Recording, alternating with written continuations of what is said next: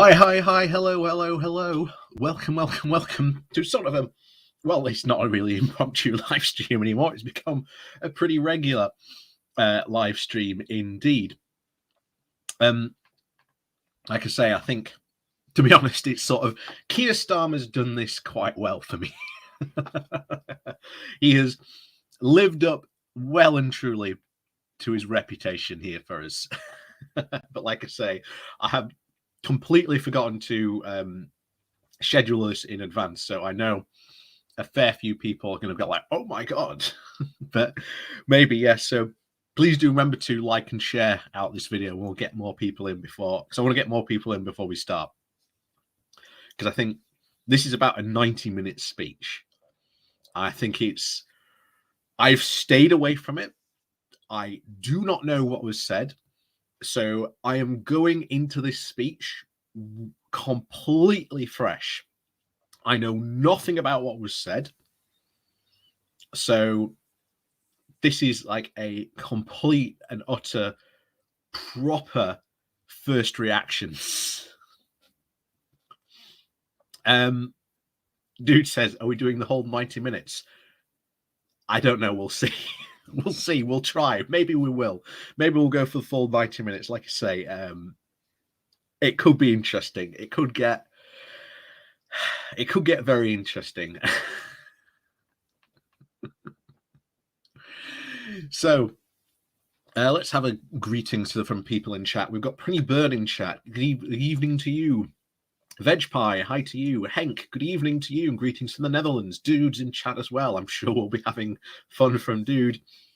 Franz Halchek, evening to you.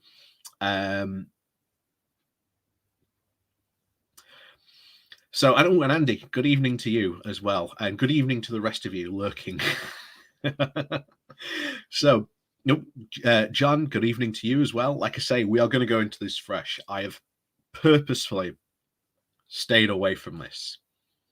Like, I've purposefully stayed away from this. I do not know what was said today. I've, like to say, I've done everything humanly possible to stay away from this speech. So, like I say, I think this could be very interesting. We'll see how this turns out. Like I say, well, I do talk politics, and, a leader giving his big party conference speech, well, sort of falls within my remit, I think. But yeah, so no spoilers in chat, please. No spoilers. I'm sure from those of you who have seen it, or maybe seen snippets about it, no spoilers, please, at least yet. Like I say, I think we are probably gonna be constantly stopping and starting it and talking about it, and all this stuff. But in the meantime, before we kick off, I'm just going to share this out so that more people know about it. Like I say, if you do want to hit that like and share, and that would be greatly appreciated while I'm doing my share thing as well. Like I say, more people in. More people. There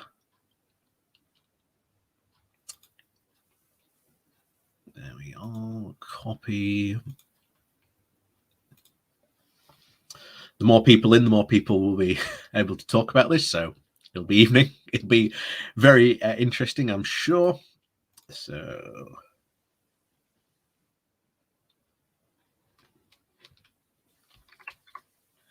people are already talking about it on Twitter. And again, stay away from that.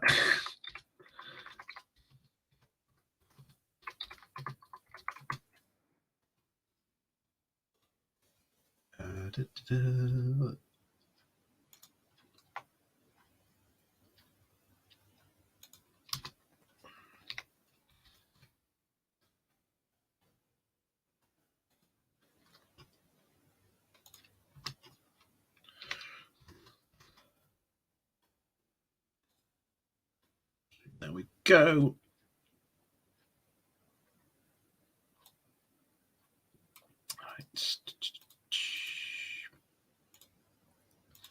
tweet that out. Get some more people in from there.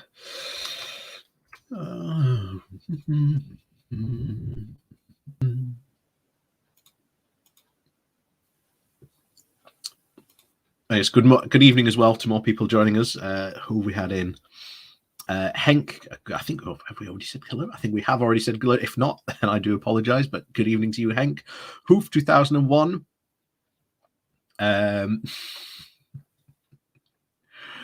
Good evening to you. Andy, good evening to you. Oh no, dude, you already. Henk Anderson. I'm sure there's someone. Oh, Simon, good evening to you. Shane Heff, good evening to the Republic of Ireland. Good evening to you.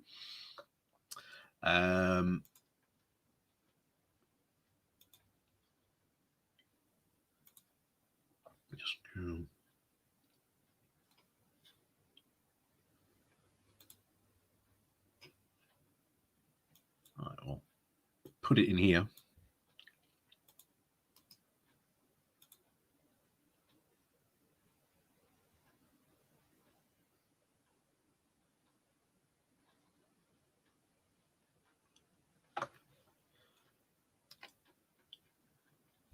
There we go.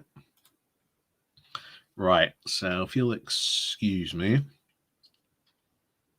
let's get to where he comes on. As this is introduction by the looks of it.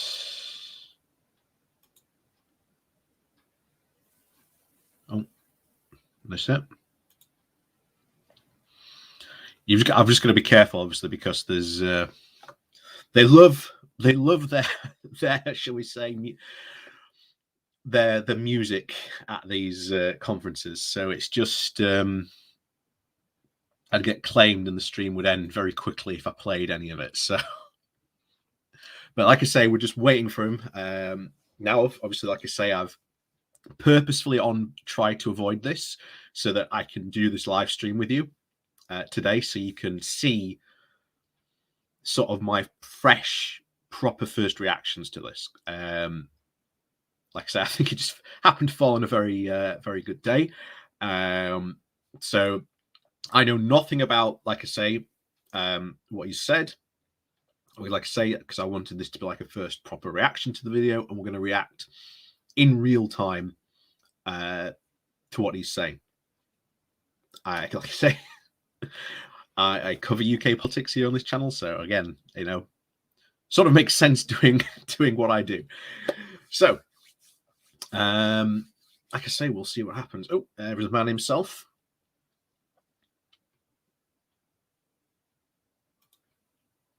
All right, tell you what, as we wait for him, don't know if you could. That was a really loud goose. I don't know where that came from, but yeah. Anyway, I'm just gonna go get another drink because I think this is going to be a long one. So I'm gonna need a drink for this one. So if you give me a couple of seconds, like I say, I'll go back, come back to you in a bit. I'll just mute myself and then we'll dive straight into this. But needless to say, I think this is going to be quite fun. This could be very interesting. Like I say, no spoilers. No spoilers, please. At least not yet. Let me at least imagine and hope that this is going to be a good speech. Because I've even stayed away from like the reactions. So we'll see. We'll see what happens. So anyway, I'll be back in a bit.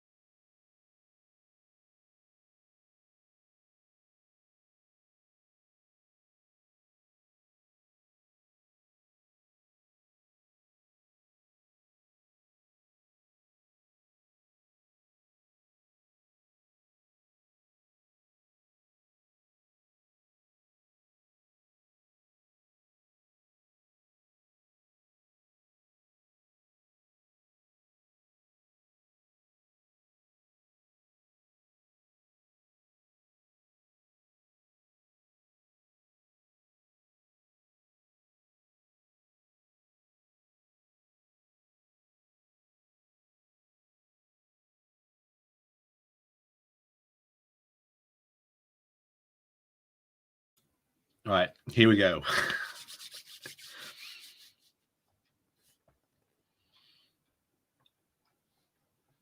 All right, we're ready for it.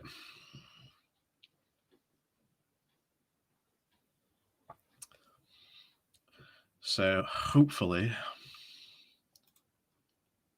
hang on.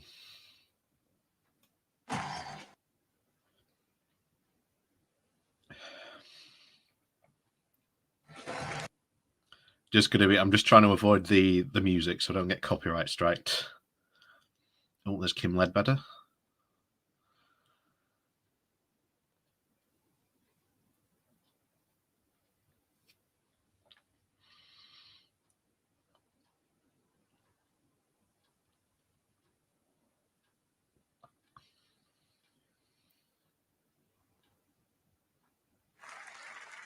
Oh. Thank you so much, conference. I've waited. Can you all hear that as well, by the way? Months, 25 days and 2 hours to appear in front of you in this hall as leader of our great party.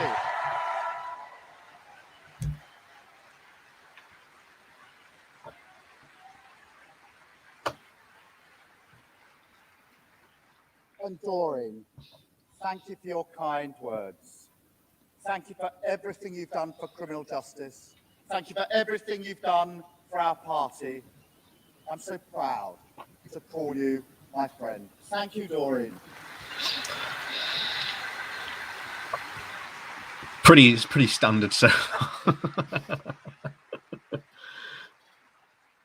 And conference, let me take this first opportunity to thank my brilliant Shadow Cabinet and Shadow Lords team for everything that they have done in the last 18 months. Thank you so much, colleagues.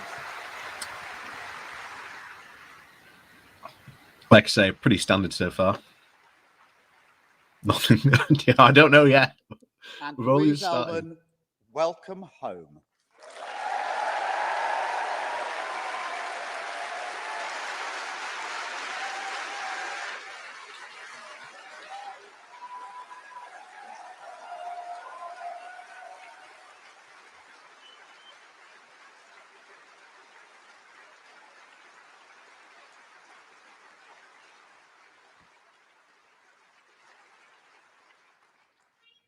This hasn't always been an easy conference.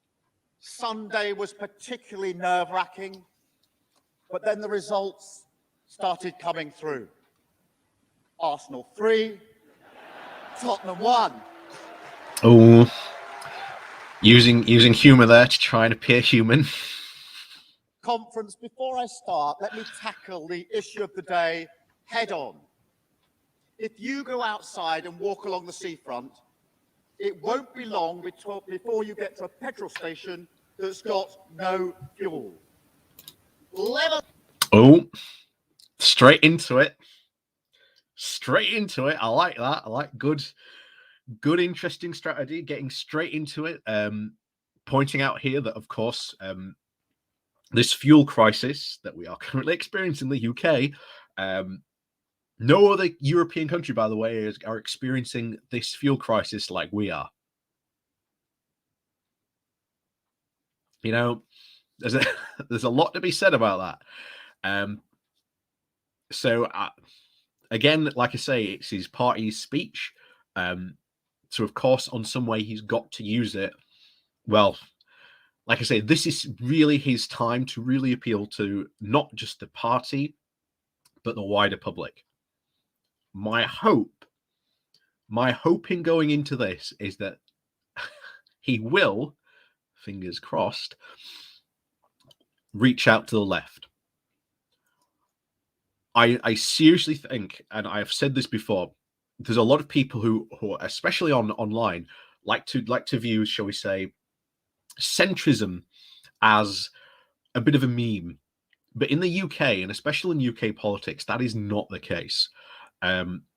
Poll after poll after poll from YouGov, wherever, when people are asked, what's your political leaning, always comes out with 25% on the right, 33% in the left, 25% on the left. So any political party who wants to win, and we know that if you want to win at a UK general election, you need at least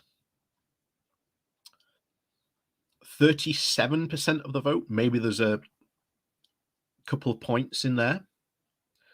So any political party that genuinely wants to win, be they from the left, be they from the right,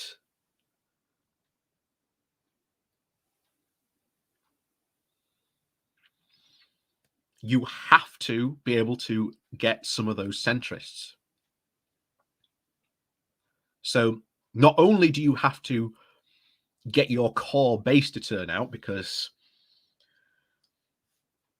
we'll see how we feel about that at the next general election. So you've got to get your core base turning out, but you've also got to try and grab as much as possible of that centrist voters, especially here in the UK. You can't rule it out. So what we're looking for, especially in this speech, is what is Starmer going to say to the left? How is he going to appeal to the left? And how is Starmer going to, shall we say, reach out and grab some of those centrists?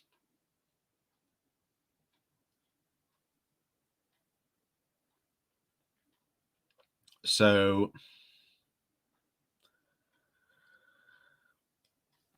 we're going to see how this goes. But anyway, I like it. Interesting gambit. Going straight for the, of course, current crisis that's, shall we say, engulfed the UK, and of course directly responsible, of course, Boris Johnson, trying to say things are going to get better, but we'll have to see in the coming days, especially due to the fact that, again, I believe the army is being called in.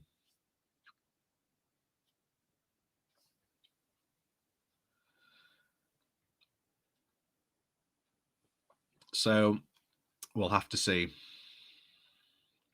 We'll have to see how this goes.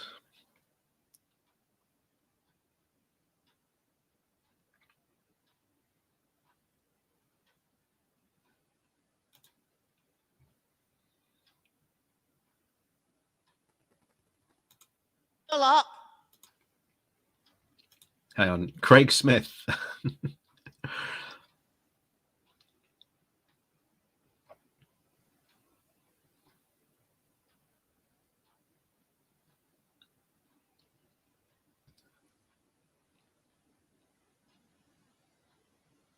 No one knows who Keir is. Well, it's Scotland. It's a different political landscape in Scotland, because the SNP have just, well, let's face it, they've claimed the, shall we say, the centre left, shall we say.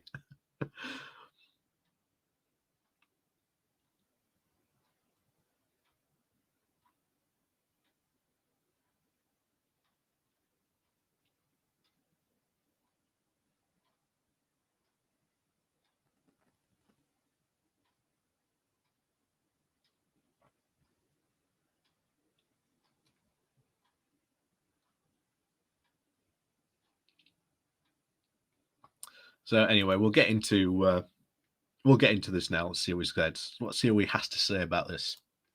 You can't even fill up. And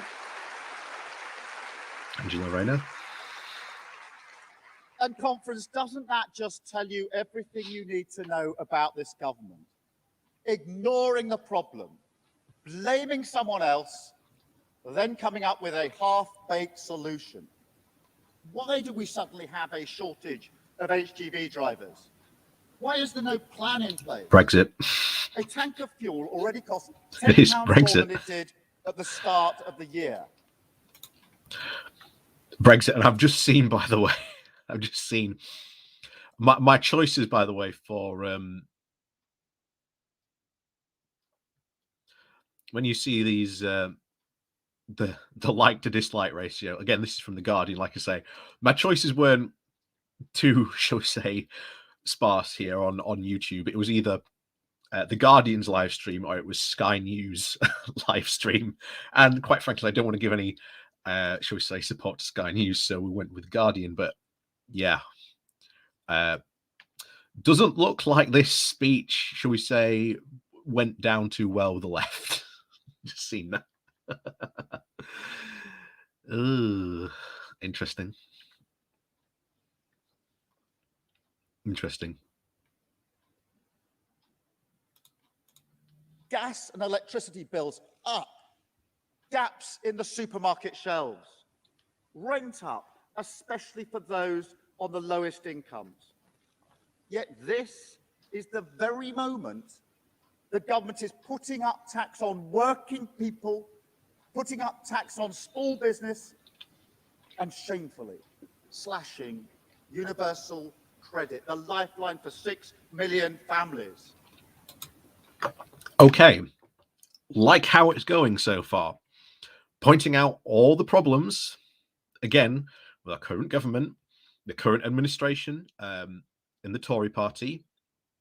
Fair enough. I like it so far. As the opposition leader's speech, perfect. Can't complain. So far, Starmer's doing what he needs to do. However, he is leader of the opposition. You know it. I know it. I've said this. I don't know how many times. I've said this. I don't know how many times. Starmer doesn't have a political direction. Well, he does. Starmer would say he's probably like centre-left. Starmer would probably say he's like centre-left. But of course, in the Labour Party, again, a leftist party, people would probably say he's probably like to the right wing of the party, which is essentially the centre-left. And when you look again around the world, America just elected Joe Biden on some very centre-left stuff. Again, I'm sure people will disagree with me, but that's what the platform he stood on. Germany very clearly elected a centre-left politician. This seems to be the direction a lot of the, shall we say, the political winds are blowing around the world at the moment. We'll have to see what happens. Like I say, other countries do tend to, shall we say, follow the same political winds sometimes. Sometimes they do, sometimes they don't. We'll have to see. But so far, so good. So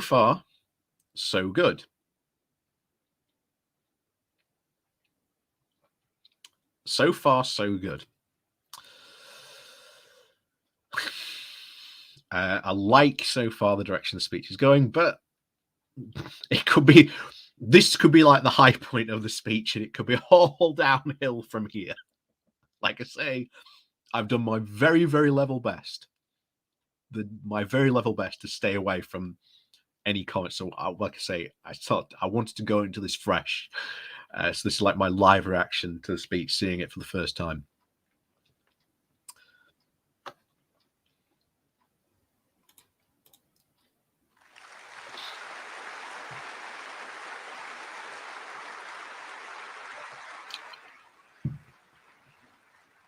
We have a fuel crisis, a pay crisis, a goods crisis, and a cost of living crisis all at the same time.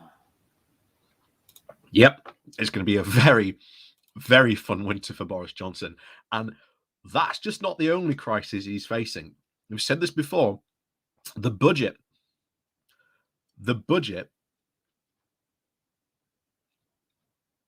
in the UK, this autumn budget is going to be very, very interesting. I'll tell you that now. That could cause a lot of upset apple carts in the Tory party. a lot.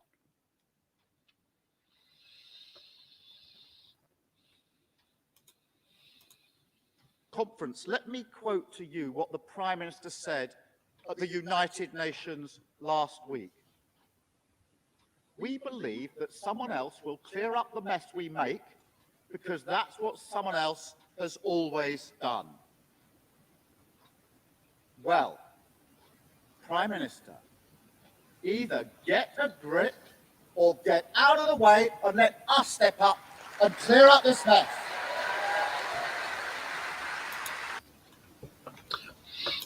I think that was a mistake. I think he should call on Boris Johnson to resign. I think that would have been far more powerful for calling on Boris to resign and reshuffling the decks so that you don't have to fight Boris. Because I do not think Starmer can win against Boris. I genuinely think he cannot. And bear in mind, in the UK, where a lot of other countries do have like live televised debates, only very recently, we're talking like, what, the last 2, maybe 3 elections, have there been live debates of our political leaders, especially here in the UK.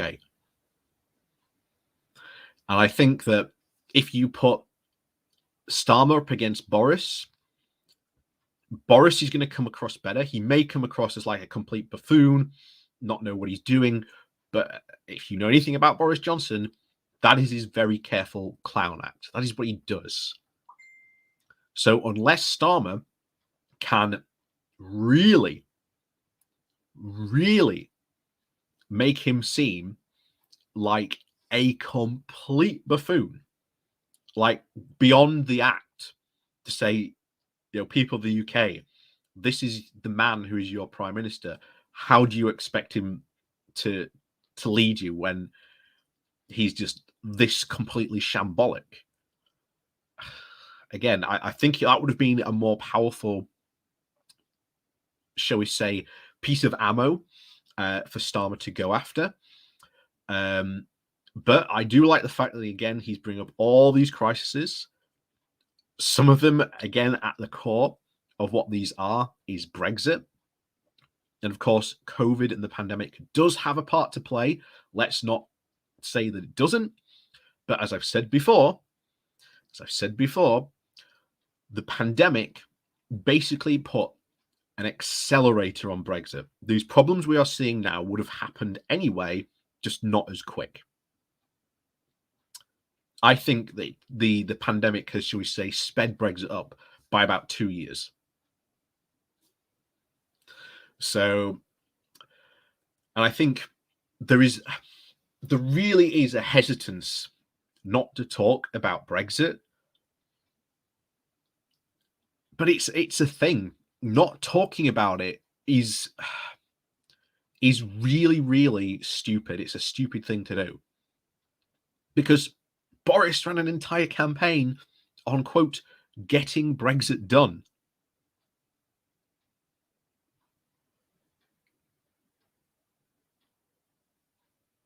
You know, from all due respect, you could run an entire election campaign on the basis of Boris said, let's get Brexit done.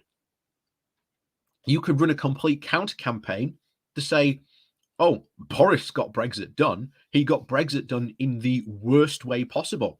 Just look at all these things that have happened. This should be an absolute political win. And I know a lot of people are going to say, oh, but the public are tired of hearing about Brexit. Brexit's the cause for a lot of these things, you know. Yeah. Anyway, we'll see where this goes from here. But I want to start hearing what Labour are going to do. That's what I want to hear. That's what he needs to stop saying. This is our first full conference since the 2019 general election, in which we suffered our worst defeat since 1935. To our devoted activists, to our loyal voters, I want to say loud and clear, you saved this party from obliteration, and we will never forget it. Thank you.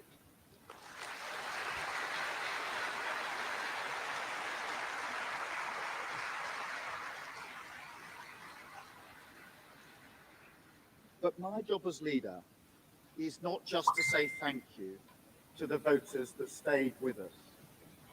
It is to understand and to persuade the voters who rejected us. To those Labour voters who said their grandparents would turn in their graves, that they couldn't trust us with high office.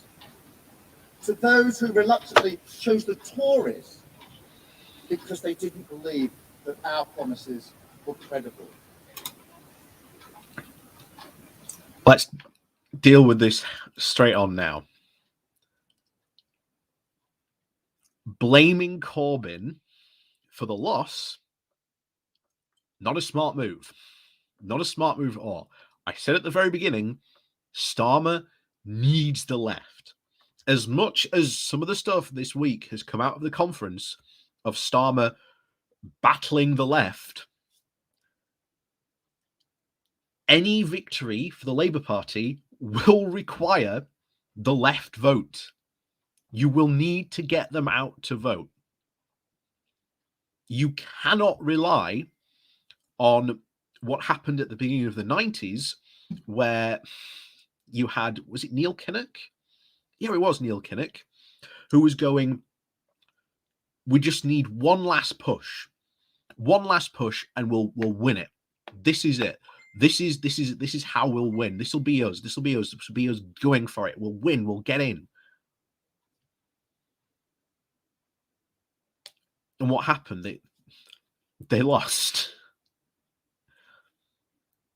And of course, in comes Tony Blair with New Labour, with, again, a perfectly good playbook to fight, at that time, the current Tory party.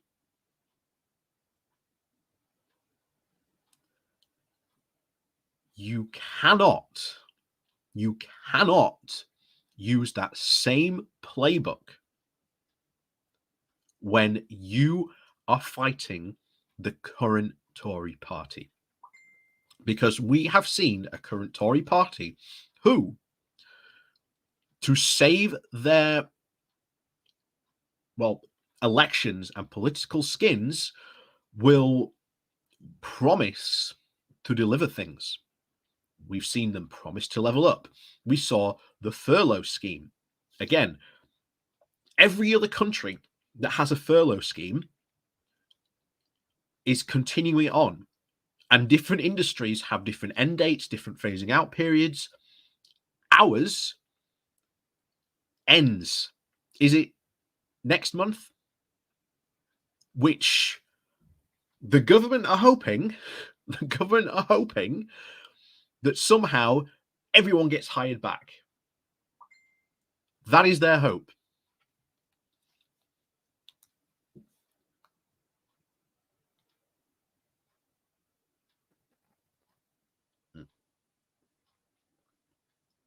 Sorry, I'm just being invited to a Taskmaster challenge. But yeah, this will be very bad if you cannot get and turn the left out, because you need to reach out to them. Even Tony Blair, even though, yes, he did go after a lot of the left, he knew he had to at least offer the left enough to vote for him as well. Like I say, even New Labour's landslide victory in 1997 would have not have been possible had the left not turned out to vote for Tony Blair. So have to see. Like I say, I think that, like I say, I do not know how I feel about that, but I think that was really dumb. Because we know, for example, Jeremy Corbyn, even though he did lose those 2 elections, got more percentage of the vote than Brown, than Miliband, potentially, maybe even more than Keir Starmer. We'll have to see.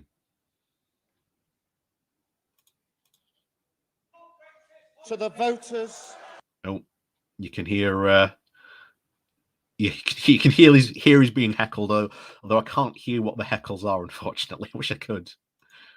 To the voters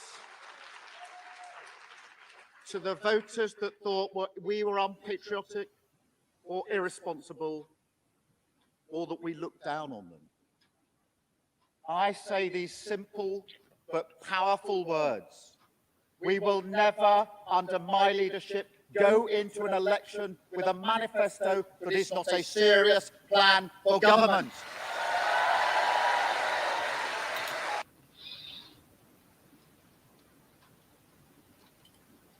I'm sorry, but the last couple of Corbyn manifestos were actual serious plans for government.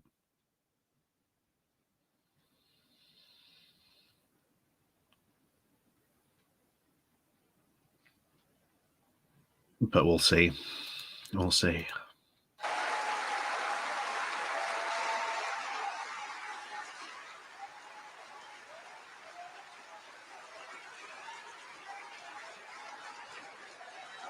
Thank you. Thank you. And now we actually have to see that manifesto. Like I say, still so far, we have not heard any, shall we say, concrete promises or what he intends to do or any policies yet. Even though I know some policies have come out, we've got to actually see what Starmerism is. Thank you.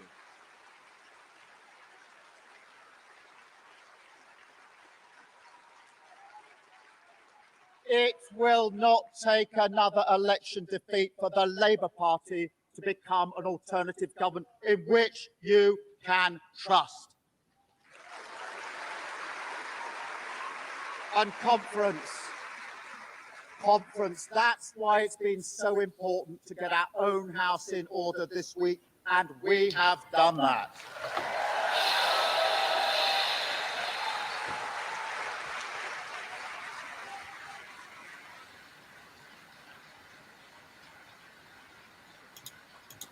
And unfortunately, that seems to be the story that's been coming out of the conference. Keir Starmer fighting his own party, which has been an absolute gift for the right-wing media. Look, Starmer's fighting his own party. Again, it hasn't been a good look.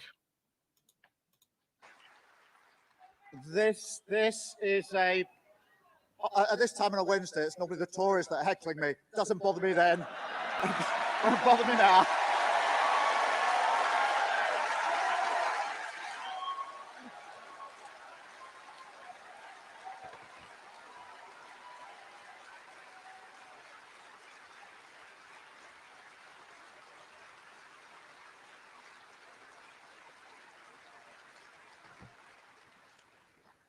This is a big moment in our country's history. We will look back at this moment and we'll ask, how did the nation rebuild after the pandemic? Did we learn? Did we use the crisis to make the future? I see a government lost in the woods with 2 paths beckoning. One path leads back where we came from. None of the lessons of COVID are learned. The flaws that were brutally exposed by the pandemic all worsen. Childhood poverty increases.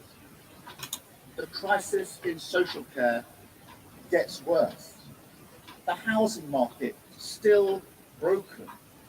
Slow and steady decline.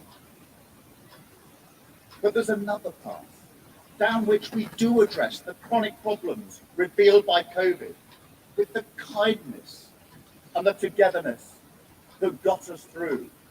That path leads to a future in which a smart government enlists the brilliance of Now, that is good, appealing to the, of course, all the clapping and the togetherness that, of course, the country felt during that COVID period. Quite good, but it's still worth saying, during COVID, throughout all this, all the local Labour parties did not rally around Labour. They went and got on things in their own local towns and cities and regions. That's what they did.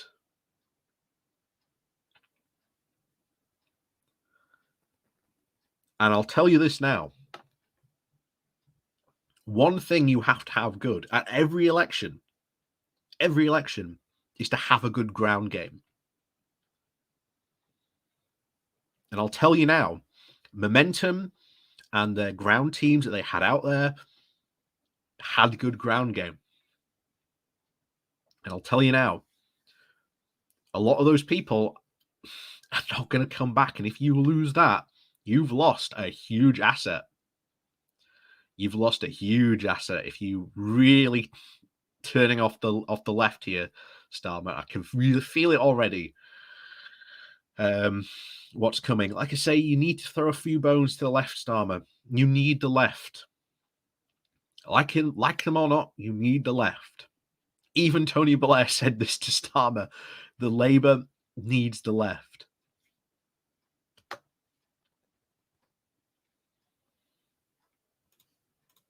Scientific invention to create a prosperous economy and a contribution society in which everyone has their role to play. This seems to be the big thing. Not even before that, obviously, Starmer's big essay he wrote for the Fabian Society.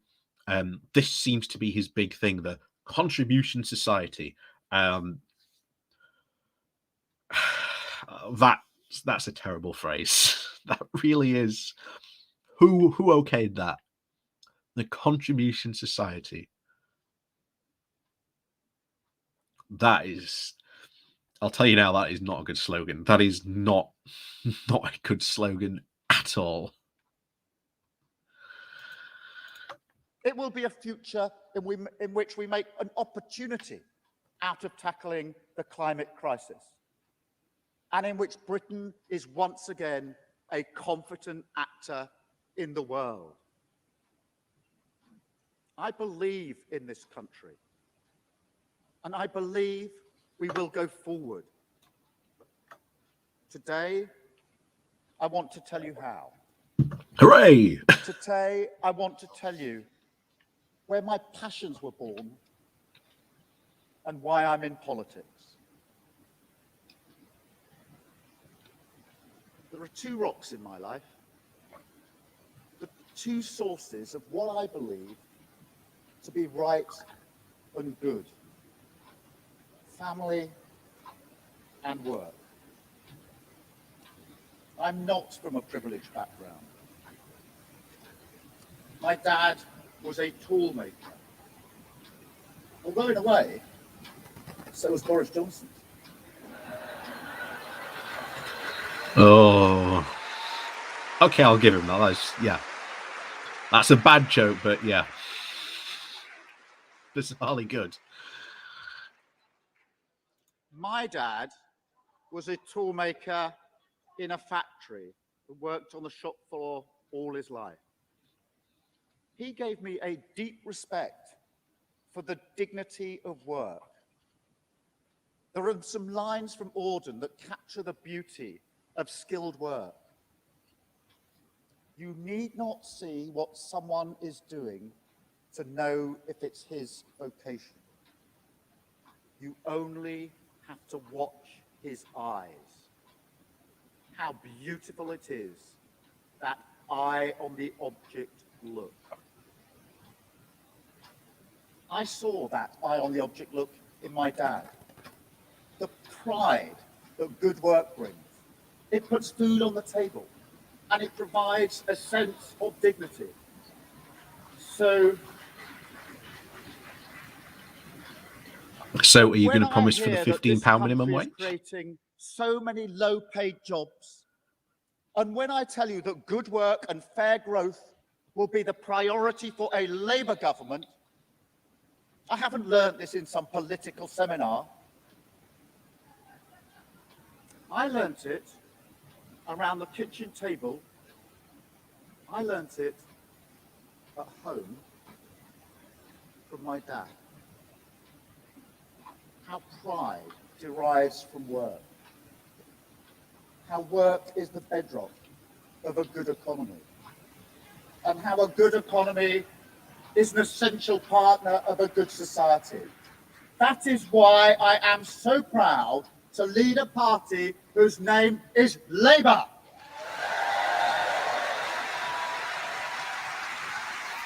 Don't. Okay, but what exactly are you going to do to help the workers? We have to know what you're going to do to help the workers. That's Don't fine. forget it. But what are you going to do? Don't forget it. Labour, the party of working people. Excellent, excellent. Like it. How are you going to help the working people, though? How are you going to help the working people? That is what we need to know. It'll be hard too. She was a nurse in the NHS, and a very proud nurse too. Skipping on from that now. Okay, well. I got from my mum an ethic of service. But my mum was also, unfortunately, a long-term patient of the NHS. When she was young, she was diagnosed with Still's disease. It's a rare form of inflammatory arthritis which severely restricts mobility. This disease, along with the drugs she had to take to control it, took a very heavy toll. The NHS, that had been her livelihood, became her lifeline. There were times, many times, when Mum was so ill that she had to go into hospital. I remember going into the intensive care unit one day, as I often did. Mum's bed was a riot of tubes and temperature devices. I could sense the urgency. Starmer's got a very good delivery, by the way. Take this from someone who's a lot of public speaking. He's got a very good, calm way of speaking. Without being told, they were keeping her alive. I can hardly convey to you the emotion of seeing your mum in that condition. And there was a sort of horrible irony in the moment. I'd just picked up an award for work I'd done on the death penalty, which in my own way was about trying to save people's lives. I'd gone to the hospital hoping to tell my mum about it. So, and there, in front. So far, all we know is that Labour is meant to be the party of the working people. How are you going to help the working people? That would have been the moment to launch into. How are we going to help the working people? This is how we're going to help the working people. We're going to push for the £15 an hour minimum wage.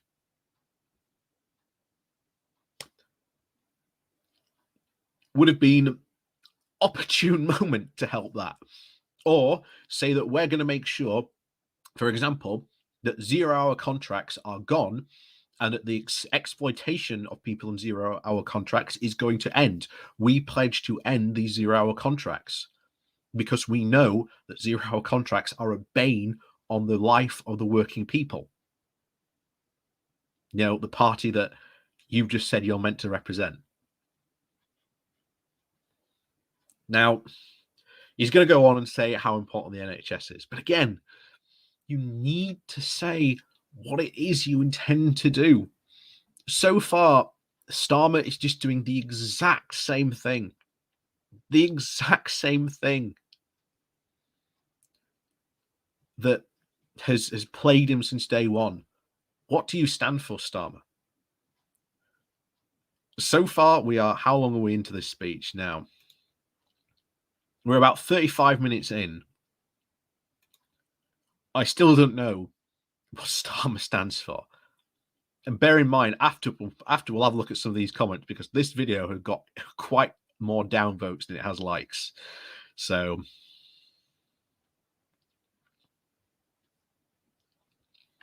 and the thing is, we already went over this just a couple of days ago.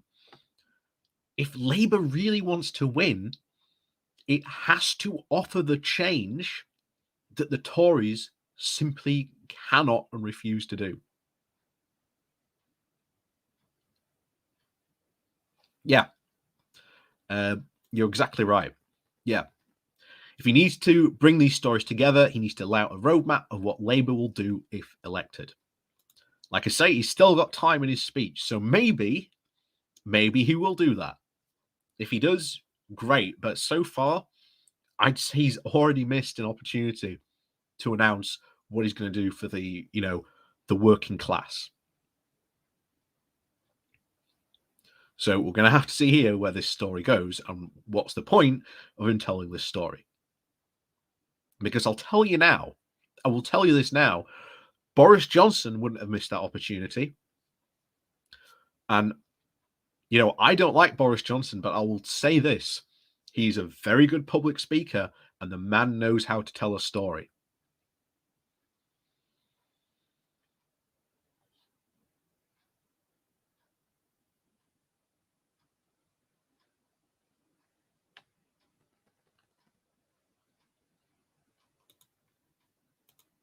Of me.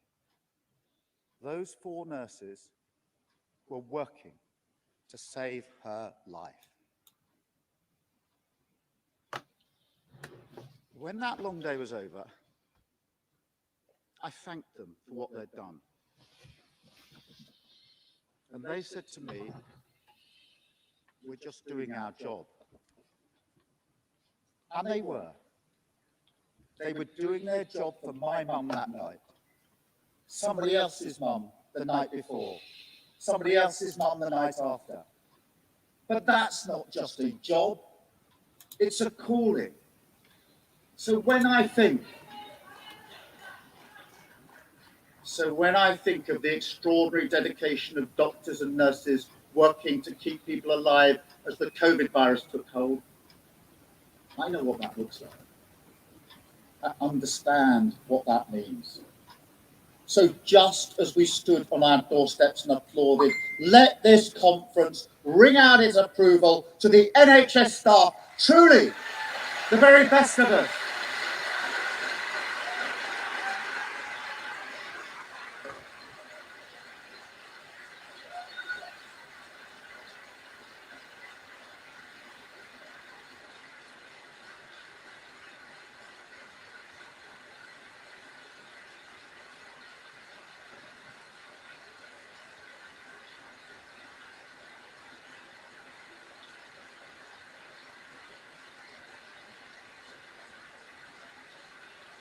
Thank you, conference.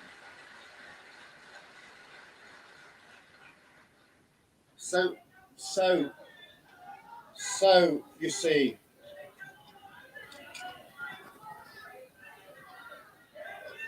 shouting slogans or changing lives, conference.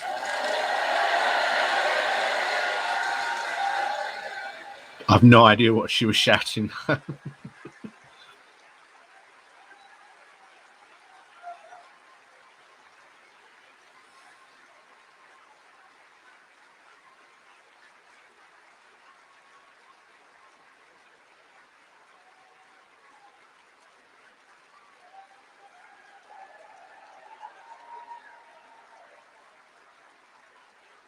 Thank you, conference. Thank you, conference. So you see, family life taught me family life taught me about the Are those dignity COVID of deniers? work I think they might and be. the nobility of care. Conference, as I say, slogans or changing lives. You so far, Starmer. Slogans we can chant all day. So far, Starmer, that's all you're doing. That's all you're doing. That is all you are doing so far. You've given some fancy slogans, but you are not telling us what we're going to do. And here's the thing. I said earlier, the ability to be able to tell stories as a politician really does matter. Boris Johnson is a very, very good storyteller. That is why a lot of his speeches, even though they appear completely rambling nonsense, he tells a good story. He's a good public speaker. And in modern politics, you need to be able to do that. Like it or not, you need to be able to do that. And for those of you who, again, I liked Jeremy Corbyn, but Corbyn was not a good public speaker. And I've said that before, but so, like I say, you need to be able to connect these stories to what it is you're going to do. Like I say, the whole the story he told about his dad working, he should have led into that to what policies would benefit the working class. He could have connected those and just thought of, and I want these policies in because these policies would have helped my dad have a better working life, et cetera, et cetera, et cetera. That would have been a good story to tell.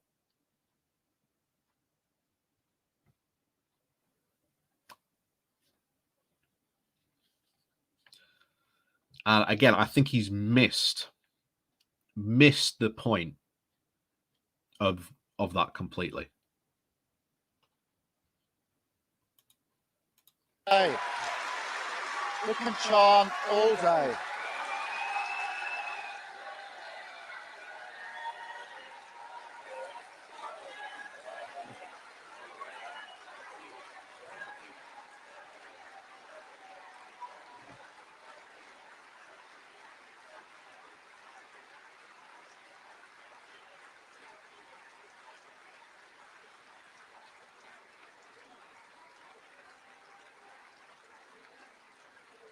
The conference, even with a name like Keir. I was never one of those people reared for politics. I became the first person in my family to go to university. The first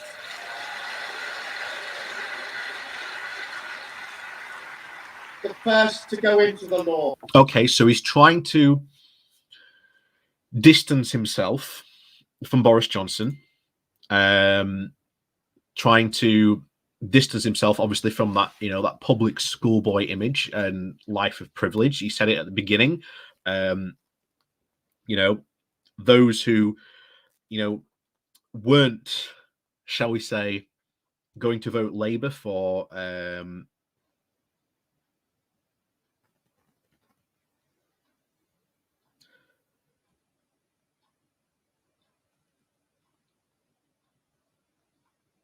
different things, the oh, we can't vote for you because we think you look down on us and you're too elite, shall we say.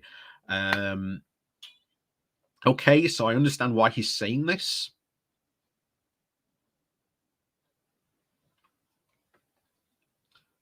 So I understand why he's doing it. But he needs to actually start saying policies. He needs to actually start saying what he's going to do. It's a nice, flowery speech so far. But unless he actually starts to say what he intends to do, well, And every day as a lawyer, if you're a young radical as I was, you think of yourself as working for justice. You see people getting a raw deal and you want to help. Justice, for me, was not a complicated idea. Justice, to me, was a practical achievement. It was about seeing a wrong and putting it right. That's my approach in politics too. Down to earth, working out what's wrong, fixing it.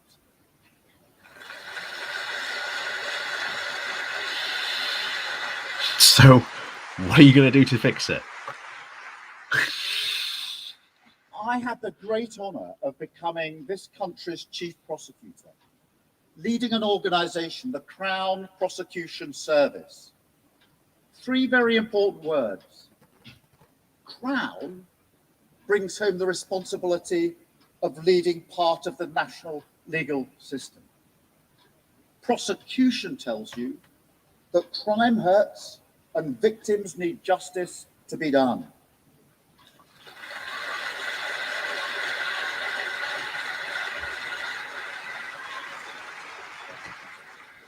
Service is a reminder that the job is bigger than your own career advancement. Okay, again, trying to separate himself from Boris. Fair enough. I will always remember the day that John and Penny Clough contacted my office. Their daughter Jane was a nurse who had been the victim of terrible domestic abuse. After repeated assaults, Jane summoned the very great courage to report her partner. He was arrested and remanded in custody. But then, very much against the wishes of the Clough family, he was let out on bail. Jane lived in constant fear that he would return to... So let me just address something what someone said there. Colin, you are right. So far, his speech has been about, himself. I understand that. Starmer's big problem is connecting to the general public. This has again been his problem since the start of the pandemic. Now, can he connect to the public? That might be why he's telling these stories and not going into announcing, policy proposals. But so far, it's flowery words, and even the public want to know, what is Starmer about? Who are you? What is it you believe in? And how are you going to run your government if we put you in? He's telling all these stories, and he's saying, yeah, I'm supportive of the working class. It's big support of the NHS. I run the Crown Prosecution Service. Big into my justice. Fantastic. We already knew that. What is it you are going to do? What is it you are going to do? What are the policies you are going to bring to the table? And like I say, I can fully see in the future us going over a Labour, shall we say, manifesto in the future. Could be in 2023, could be in 2024. We don't know. We'll have to wait and see, but we'll see. Harm her. She tried to ensure she never travelled to work alone. The one morning that Jane arrived at work unaccompanied, he was waiting for her in the hospital car park, where he stabbed her 71 times. When when Jane's parents got in touch, my office advised me not to see them. You can't get emotionally involved in cases, they said. I replied, if I haven't got time to see the parents of a young woman who's just been murdered, then what am I doing in this job?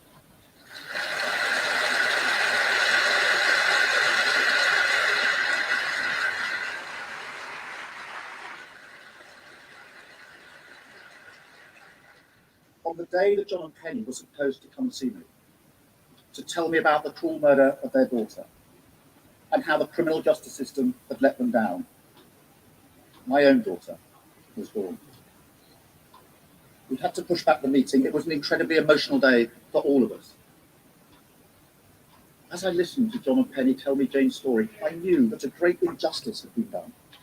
I made a promise to John and Penny at the end of that first meeting that I would work with them to make sure that no other family went through what they'd been forced to endure. And we rolled up our sleeves and we changed the law. I am delighted to say that John and Penny have become good friends of mine, and I am beyond honoured that they have joined us here today. Conference, John and Penny Club.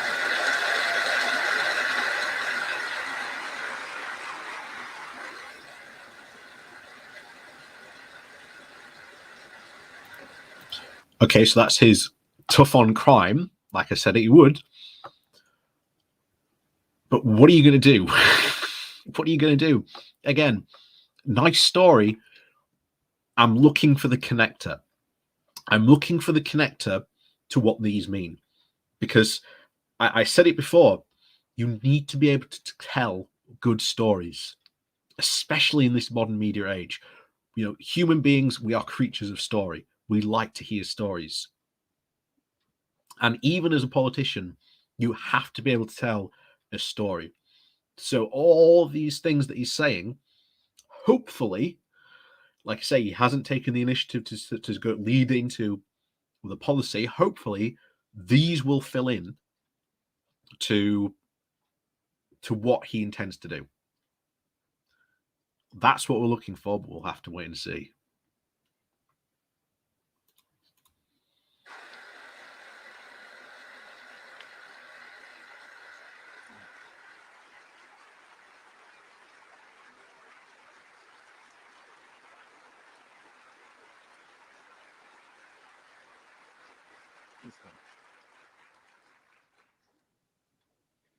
John and Penny taught me how to keep your dignity under severe pressure.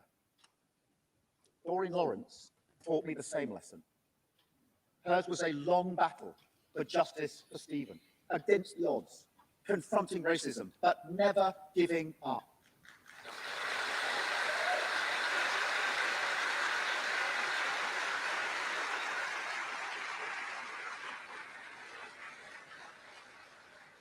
Her courage and resilience over 28 years is impossible to describe in words. I honestly don't know how I would cope if anything happened to one of our children. I do know that I am humbled by John, by Penny, and by Doreen.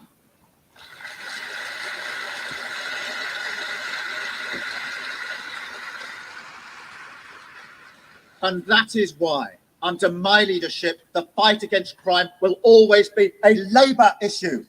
A Labour issue. Okay, again, tough on crime stance.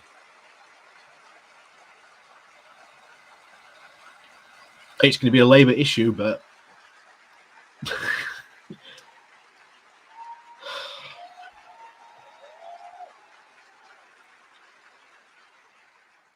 Labour will strengthen legal protection for the victims of crime. We will not walk around the problem, we'll fix it.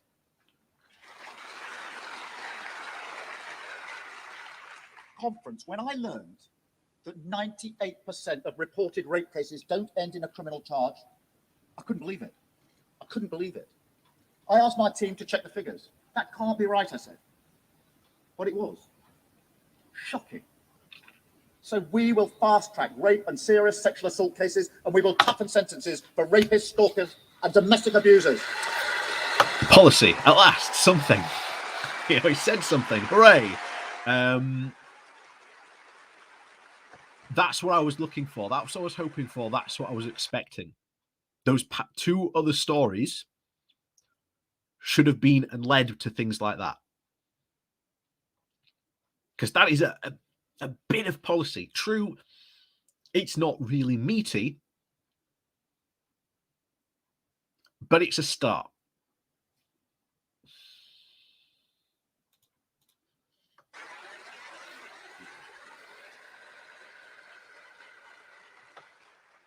This is part of who we are, because it's part of what I am. Today, conference, I'm here to tell you what I stand for. But I'll also tell you what I won't stand for. I won't stand for 2 million incidents of antisocial behaviour this year. I won't stand for record levels of knife crime that we have in this country today. And I won't stand for 9 out of 10 crimes going unsolved. Going really hard on crime here. Really hard on crime. But I'd argue, you know, the NHS, you know, the stuff he wanted to work for workers, what are you going to do with them? Yeah, you're laying out, obviously, here, you know, with crime, again, of course, you know, former, you know, Crown prosecutor. I understand it. It's his passion. That's, you know, his wheelhouse. And technically, bits of a policy sprinkling, but by no means is it a serious bit of, you know, flesh to properly bite into.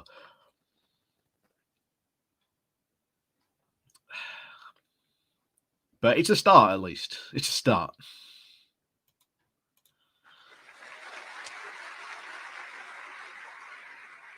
Under the Tories, the criminal justice system is close to collapse. There's never been a bigger backlog in the Crown courts. After 11... He is right. I'll give him that. I'll give him that. I'll give him the fact that he's bringing this to attention. He's bringing that to attention. That is actually quite a serious issue. And if you follow the secret barrister, they will always tell you about the problem that some of our courts are facing. Not just the fact that there's this massive backlog, but the fact that there's an entire infrastructure problem in the criminal justice system that has been gone completely unaddressed for years. 11 years of Tory government, we have lost more than 8,000 police officers. They pretend it doesn't make any difference. It does. Ask the workers on the day shift at Tata Steel in Wolverhampton. They told me about the repeated incidents in their neighbourhood.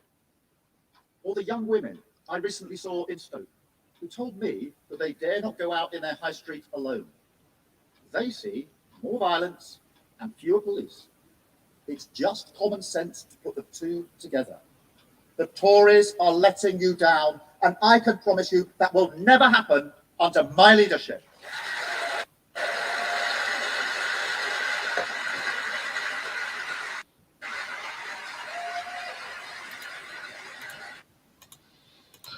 Yeah, I do sort of agree.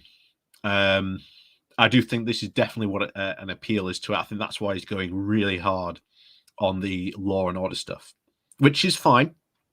Which is fine. Let's not, you know, sweep this away and say, oh, this is an issue. It is. So I'm glad that he's bringing it up. Like I say, this is his, you know, his wheelhouse. Of course, being a, you know, a former prosecutor. But again, we'll have to see. We'll have to see how this actually pans out into policy. He's given a bit, which is okay, but I would have liked to have seen more.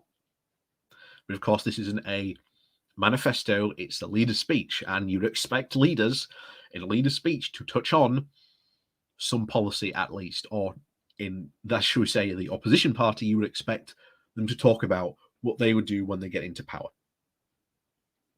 And I think he's had 2 chances to talk about what he would do for working class people. Opportunity completely missed. Opportunity to talk about and fixing the NHS, completely missed. But again, maybe he'll bring back to those later.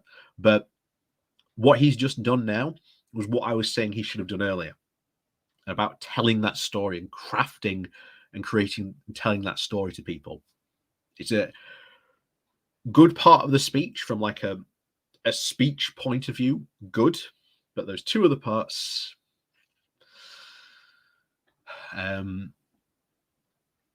yeah.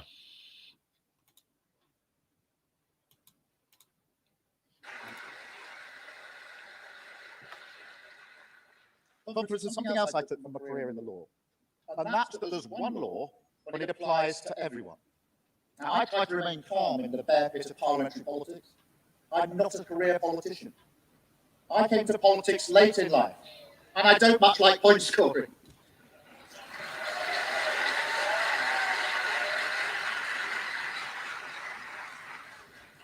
But the one thing about Boris Johnson that offends everything that I stand for is his assumption that the rules don't apply to him.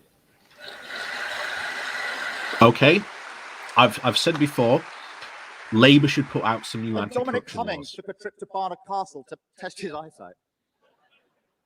Boris Johnson turned a blind eye.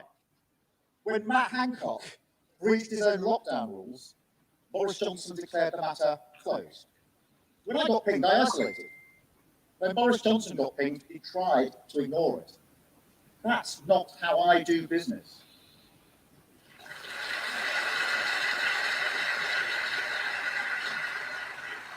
When I was the chief prosecutor and MPs fell short of the highest standards on their expenses, I prosecuted those who had broken the law.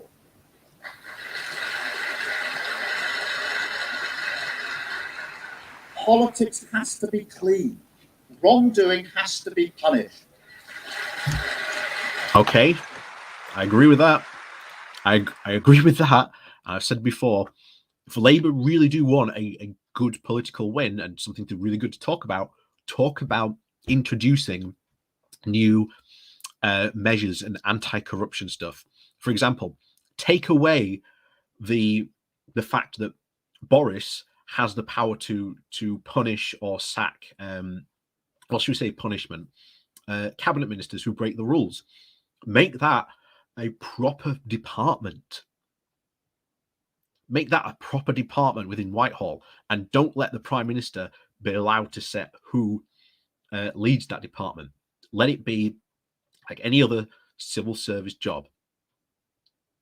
You know, I don't know how well that would work. Maybe that's the wrong way to approach it. But I'll tell you what, it would be a start. And I think that's a good tack for him to attack on. But again, we need to see that. We need to see what he intends to do on that. So I'm glad he's making those noises. But what are you going to do? We need to see some proper, concrete anti-corruption stuff to make sure that, you know, these Tories can't do what they've done. Angela Rayner has already said that if they get into power, they will go after all the PPE contracts that have been resold and get their money back from them. Can't disagree with that. That's a very good tact. So I'll have to see. We'll have to see. We need to see policy. But we've got bits and pieces so far, but nothing, should we say, a bit concrete. Confidence, there are times in this parliament when I feel like I've got my old job back. Contracts handed out to friends and donors. The former Prime Minister lobbying the Chancellor by text. Refurbishing number 10 with a loan from an anonymous donor. On behalf of the public that cares about clearing up politics, I put this government on notice.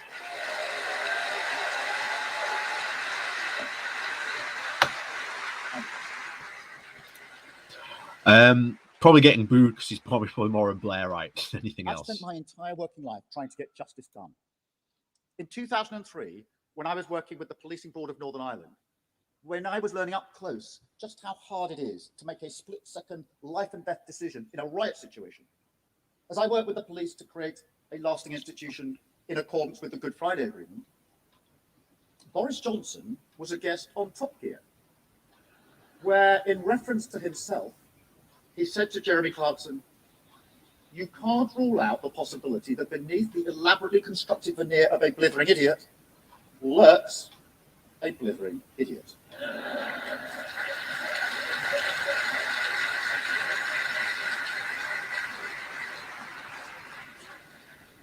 When in the autumn of 2010, I was the chief prosecutor working with Laurie Lawrence to finally get a prosecution of the two men that murdered Stephen, Boris Johnson was writing an article in the Telegraph declaring a war on traffic cones. And when this country was threatened by terrorists who were trying to bring down planes with liquid bombs, I spent the summer of 2010 helping to put those terrorists behind bars where they could no longer pose a danger to British citizens. Again, going really tough on crime, leaning into his, experience as the chief crown prosecutor. Again, a good tactic. I would have told him to do the same thing. But again, trying to separate himself from Boris, good tact. But again, of course, this is to your, shall we say, party members' speech. What a lot of us want to see is policy and what he intends to do. Now, he's gone very heavy on the crime and punishment stuff, which is fine. But I'd like to see more of what he intends to do.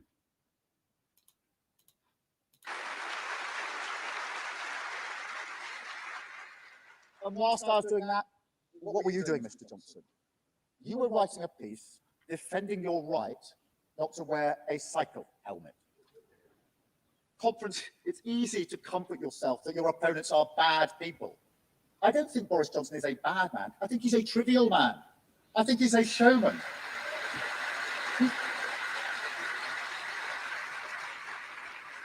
He's a showman with nothing left to show. He's a trickster who's performed his one trick.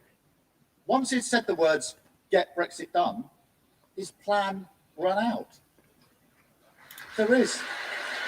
He's mentioned the B word. We'll see where it goes from here. There is no plan. The questions we face in Britain today are big ones. How we emerge from the biggest pandemic in a century. Hang on. Someone said, are you going to cover the Greens as well? Maybe. Since I've covered this, maybe I should start covering the other Labour speeches. Maybe. Have they had their conference yet? I know it's probably around the same time, or most of the party conferences happen around this time anyway. But yeah, maybe next time. Yeah, I don't see why not.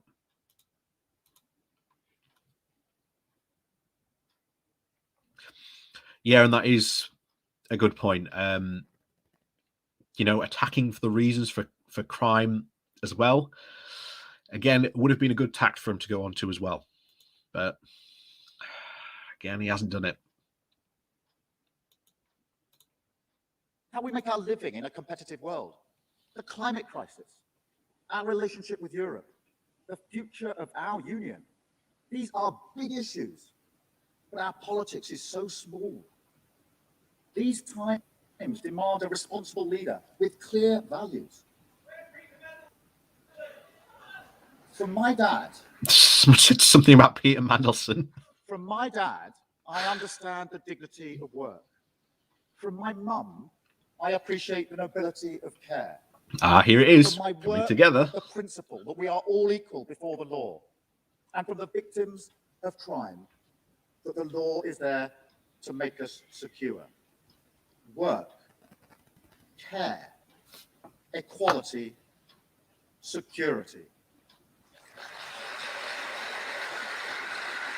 Trying to bring it together now. Let's see if you can take it home.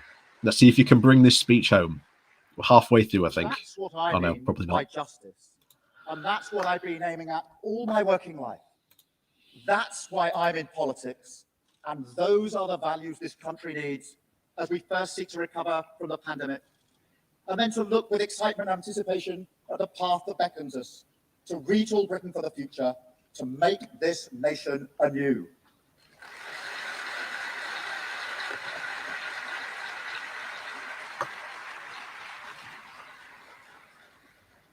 I want to start with the importance of care.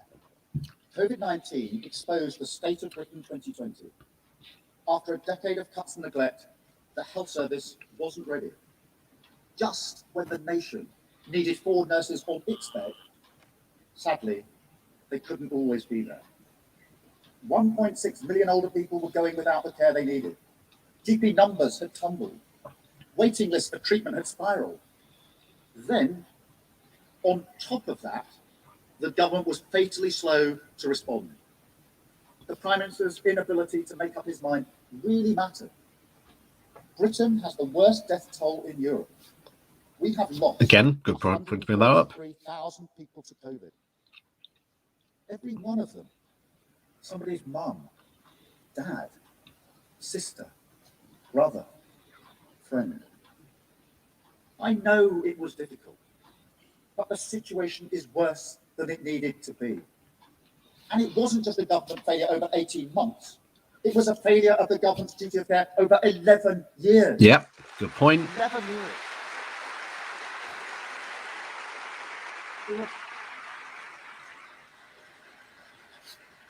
There are cracks in British society, and COVID seeped into them. Low earners were at greater risk. So were Black and ethnic minority communities. COVID forensically found those who already had health problems, and it's left in its wake a significant backlog. NHS waiting lists are at the highest level on record. 5.5 million people are waiting for treatment.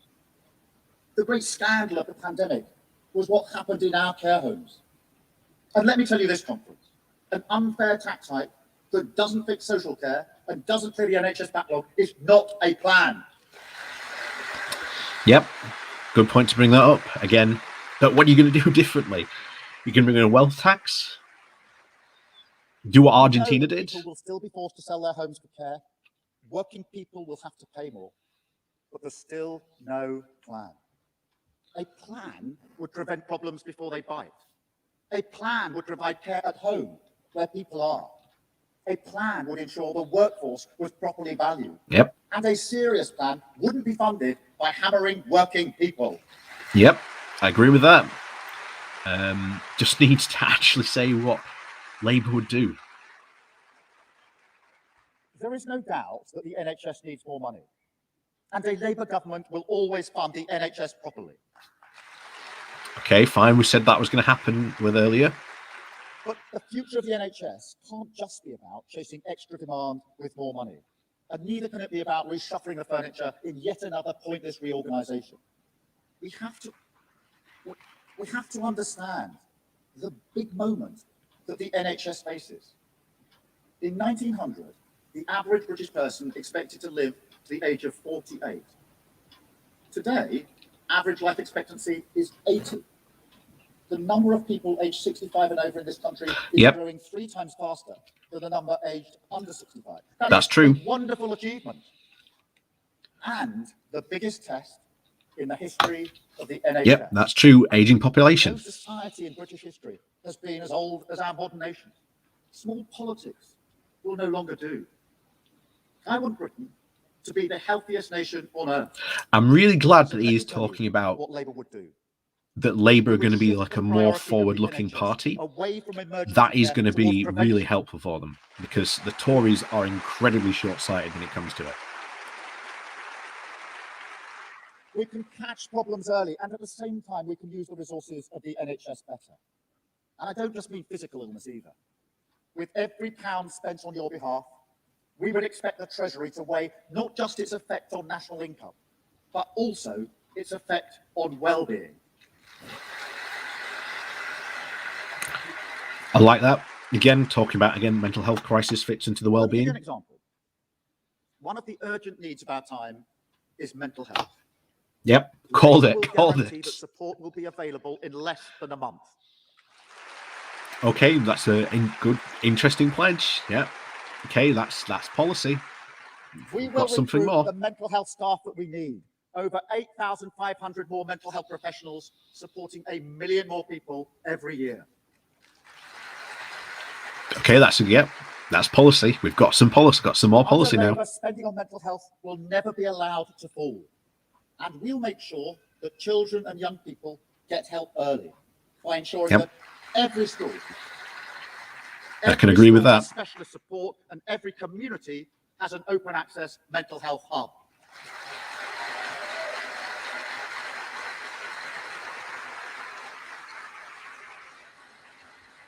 Yep, like that. Conference. Again, This is more policy. prevention in action, helping young people looking after their well-being.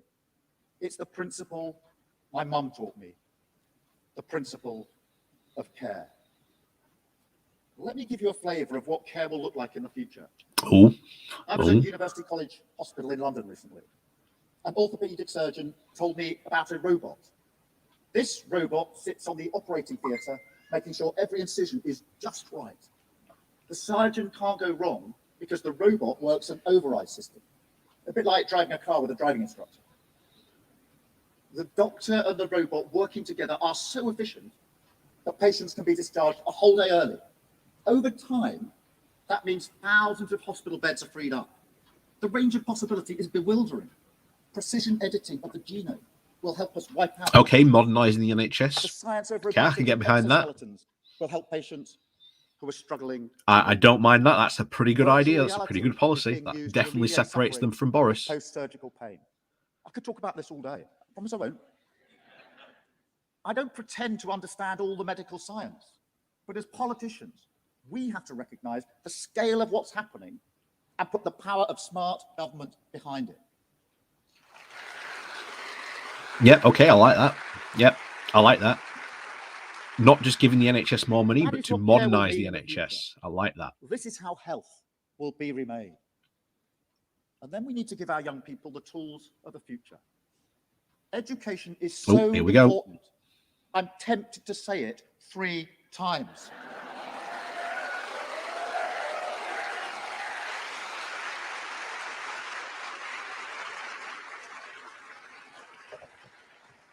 When you don't invest in young people, the whole nation suffers.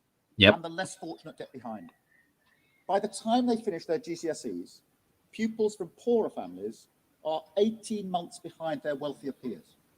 That's right, 18 months. Can't disagree with that. That's good. The pandemic showed that you can't trust the Tories with the education of our children.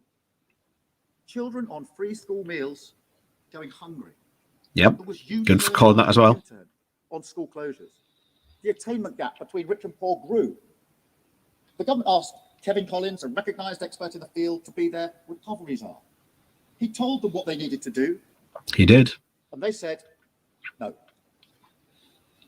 When he saw the government plans, which he described as feeble, Mr. Collins had no option but to resign. If you can't level up our children, you are not serious about levelling up at all. Yeah, that's good. I'm glad he called them out on that, because that's again, I'll say that's a good point for his education. Definitely gets a point there on there. I should have had like a negative, positive point. And even before the pandemic, 200,000 children grew up in areas with not a single primary school rated as good or outstanding. Just think about that.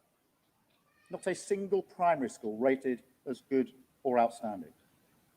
I want every parent in the country to be able to send their child to a great state school. Ooh. Okay, like that, but what are you going to do? What are you going to do? What policy are you going to do? You tell us. On top of that, if you can believe it, 40% of young people leave compulsory education without essential qualifications. What does that say about their future? We will not put up with that. Okay, what are you going to do? Labour will launch the most ambitious school improvement plan in a generation. Not walking around the problem, but fixing it. Okay, I will look forward to reading that policy. Like I say, that's going to be a manifesto policy. So I understand we're not going to hear much from that today. Education will recover, but education needs to do more than just recover. It needs to be pointed in the direction I took from my dad, towards skill. Here we go. Work.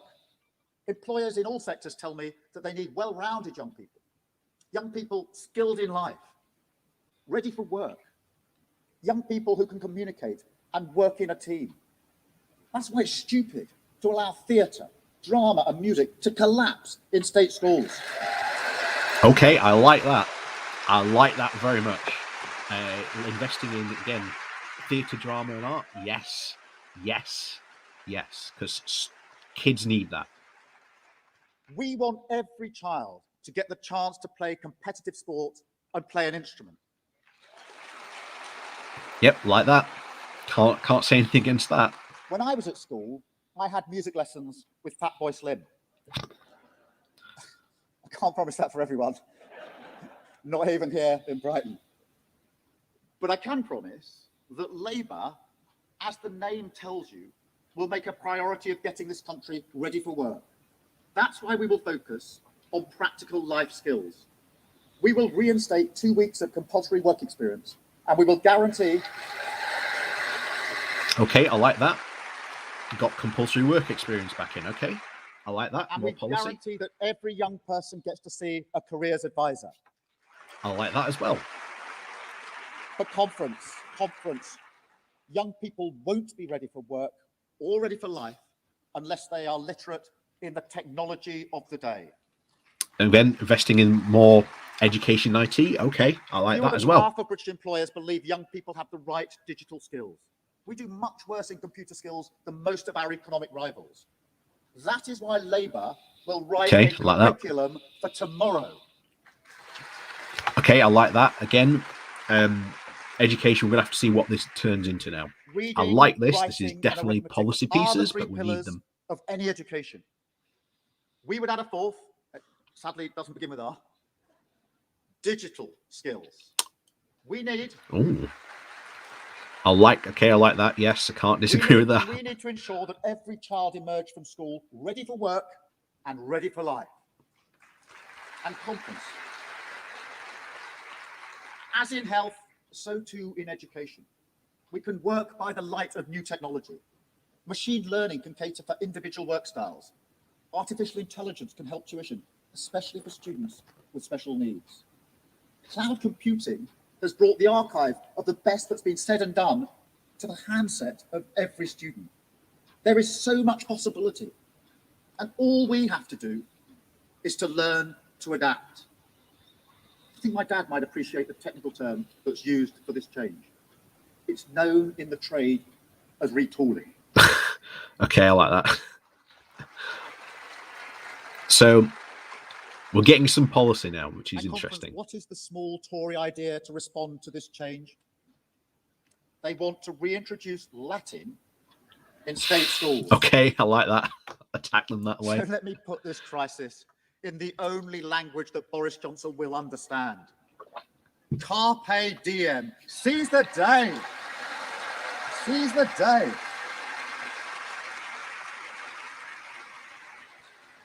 So I do like that tax on education. Finally, I think that could work quite well. Educate our young citizens in the skills they need for work and the skills they need for life. A society that cares. An education system that fosters the skills. That's the foundation of an economy that works. In his great study, The Wealth and Poverty of Nations, David Landis explains why Britain was home to the first industrial revolution. The perfect home for growth, said Landis, had responsive, honest government. I'll say no more about that just in a moment. It tended to favour the new over the old, enterprise over conservatism. It spread the rewards evenly to make sure most of the talents were recognised all of the time. But the most important factor of all, the lesson we need to relearn, was that Britain led the world in the technology of the day. The flying shuttle, the spinning jenny, the power of the loom. These inventions were once the wave of the future. In textiles, iron, energy and power, Britain was a pioneer. I know that with Labour, we can do that again. But every day we waste, with a government with no industrial strategy, we're falling further behind. A scientific revolution is happening around us. But if we don't have a government ready to remake the nation, the opportunity will pass us by. Already, too many people are shut out of economic reward. We once took it for granted that our children would enjoy more than their parents. That idea drove my mum and dad. It comforted them that whatever the ups and downs of life, they were living in and contributing to a better society. But after 10 years of the Tories, we've lost this. We have 5.7 million people in low-paid and insecure work. Workers in transport, care, education and utilities. These were the people who kept the show on the road during the pandemic. And their reward? is continued low pay and job insecurity. For the millennial generation, clustered in low-paid jobs will be the first generation to have lower lifetime earnings than the one that went before. After a decade of the Conservatives, we have an economy with historically low rates of investment since 2010. So we are coming up to time on here. I haven't finished the speech, unfortunately. So what have we heard so far? Well, really like the education stuff. I think that is definitely a step in the right direction. Digital skills are going to be needed more than ever in the world of work. I like the idea of Labour refunding, arts, drama, and music. I think those are really important to young people and getting them to develop to, as he said, being a well-rounded young person. I did work experience. I didn't get to see a careers advisor. We did a career session with a teacher on like a one-to-one basis. So I do think those are good, again, bits of policy. But again, we need to see more meat, and I think that's something more suited to a manifesto rather than a leader's speech. But he is setting out some good policy stuff. I do like the tack they're taking on education. He went really heavy on the crime and justice stuff. Okay, I get it. He's a ex-crown prosecutor, an ex-crown prosecutor. So okay, I get that. But again, I think on that, mentioning sort of the failings, I think he needed really to talk about not only just the failings, but how that could change. And again, it's a leader's speech, not a manifesto. So again, I understand can't really go in depth, or he's probably here all day talking about just some of these, policies that he's talking about. But overall, am I happy? Well, now he's talking about them.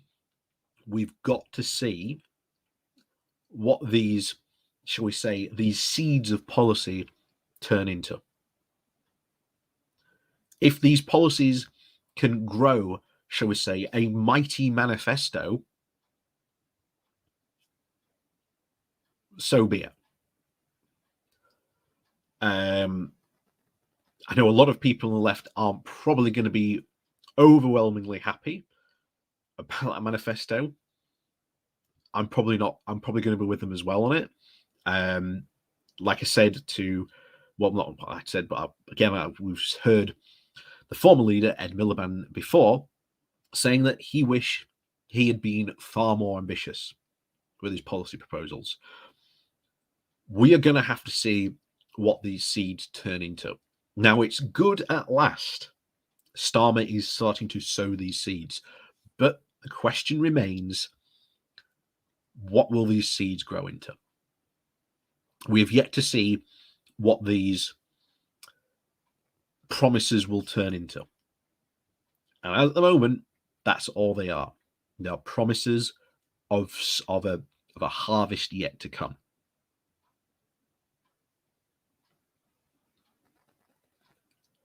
So we've got to see what these seeds turn into. And I think that comes in a manifesto. Will we see a manifesto maybe in a couple of months' time? Who knows? I would like them to really set out their stall by putting out a manifesto early, because then, even if Boris Johnson does call an early election, and remember, a lot of the Labour people are talking about that fact that there is probably going to be an early election. So if there is going to be an early election, well, time to put out your manifesto early then. Put it out earlier than you normally would. Don't wait to put it out 6 months before the election.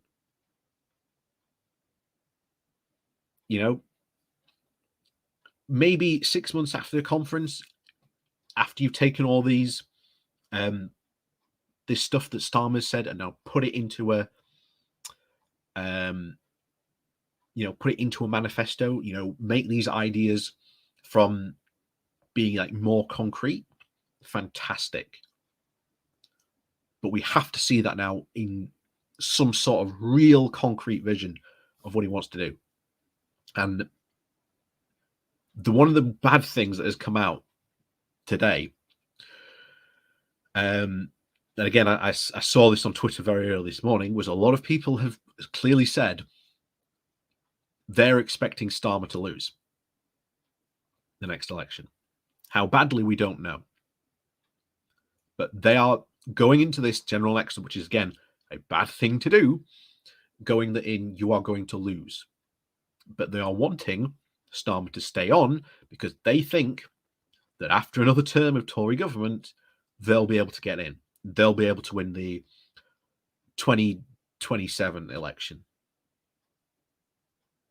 That is an awful, awful way to do it, because that is exactly the kind of attitude that Neil Kinnock took as well. Just one more push and we can get in. A party should never fight a general election on the assumption that it is going to lose.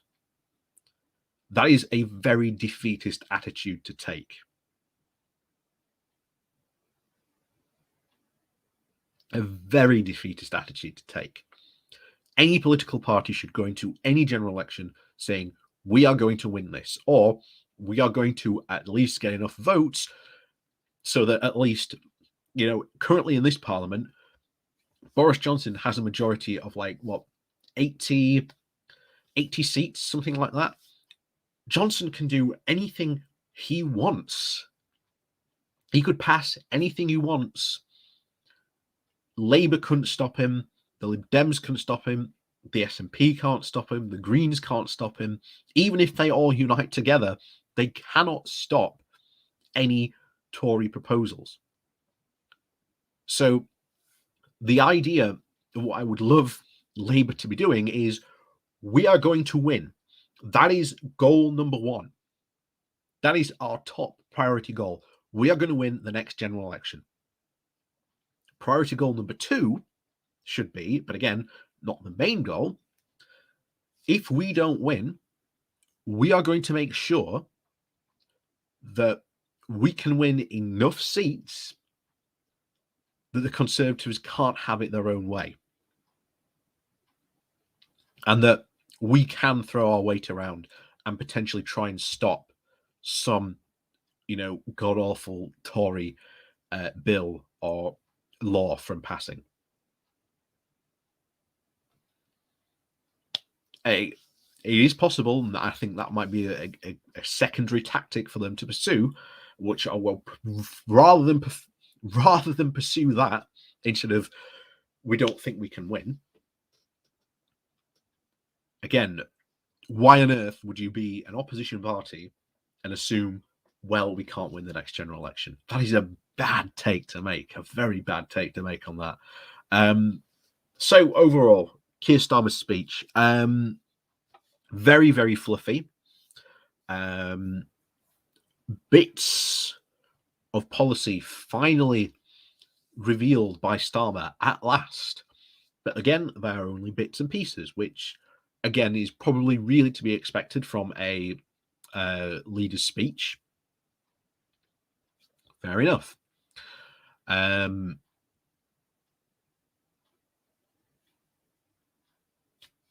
But we'll have to see. We'll have to see what these bits and pieces of policy really turn into before we can even really still say this is what Starmerism is. But it's a start. And I'll tell you what, it's something that should have been done on day one, but unfortunately wasn't. And of course, Starmer will blame the pandemic. Again, that was very foolish because, again, you had people, again, trapped in their house. You have the wonders of new digital technology that you could use to again, message to them, say who they are and what they did. Again, Corbyn did this. Corbyn did this within his first 6 weeks. And again, he didn't have the pandemic, true enough, but he was able to say, this is what I am, this is what I intend to do if Labour gets into power. It's taken Starmer almost a year, if not more, to say that. Will this have an effect on him in the general election? Potentially. That's why I keep on saying they need a manifesto sooner rather than later.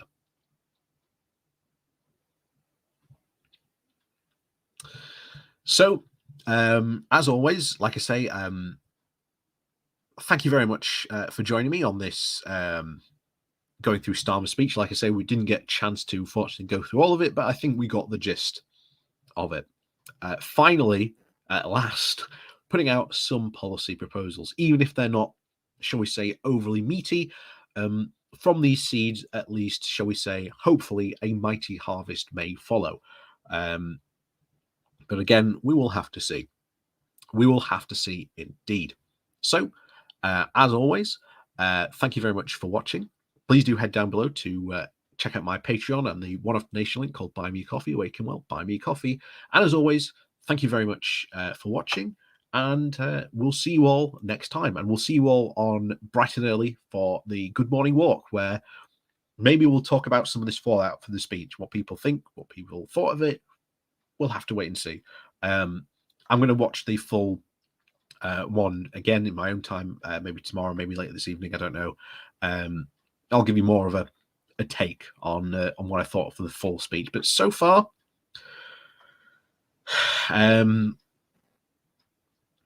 lots of fluff, bits of policy sprinkled into it. It's a leader's speech. Not overly, shall we say, inspiring, but it's a start. And you've got to start somewhere. So at least it's starting, shall we say. So with that, like I say, thank you very much, and we'll see you all very soon.